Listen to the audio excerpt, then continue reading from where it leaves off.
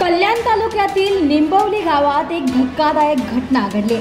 गावाचे पोलीस पाटील उमेश केने यांच्यावर 4 ते 5 जणांच्या टोळीने धारदार शस्त्रांनी जीवघेणा हल्ला केलाय।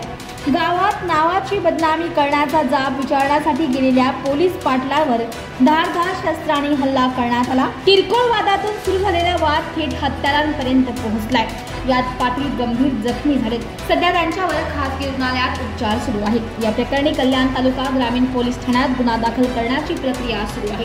मात्र गावाची समस्या दूर करणारा व नागरिकांना न्याय देणारा गावाच्या पाटलावरच भर चौकात जीवघेणा हल्ला झाल्याने परिसरात भीतीचे वातावरण निर्माण झाले। मुकेश कृष्ण केने, माझा भाऊ उमेश उंद्र केने मोठा भाऊ हा पोलीस पाटील असून गावचा याच्यावरती घाणेरडे आरोप करत होते। त्यांना जाब विचारण्यासाठी तो भाऊ माझा गेला। त्यांनी त्याच्यावर प्राणघातक हल्ला केला, मारण्याचा भरपूर प्रयत्न केला। चॉपरने तलवारीने वार केले। किरणराम केने त्याचं नाव, त्याने आणि त्याच्या भावांनी मिळून त्याला भरपूर मारहाण केली। म्हणजे गरीब माणसाने जाब पण विचारायचं नाही का। आता त्याची परिस्थिती गंभीरच आहे। त्याच्या छातीवर वार आहे, डोक्यात मार आहे, पायावरती मार आहे, भरपूर मार आहे त्याच्यावरती आणि त्याच्या डोळ्याच्या इथे पण भरपूर मार आहे। त्याला भरपूर मारलं आहे। म्हणजे तो त्याचा जबाब विचारण्यासाठी गेला आणि त्याला एवढा मारहाण केला आहे।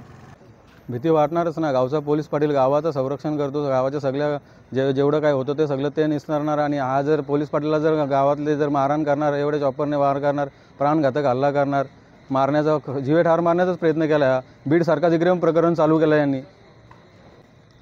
ते गुन्हेगारच आहेत गावातले। तसं बघायला गेलं तर भरपूर केसेस त्यांच्यावरती आणि त्यांचा खूप त्रास पण आहे भरपूर लोकांना।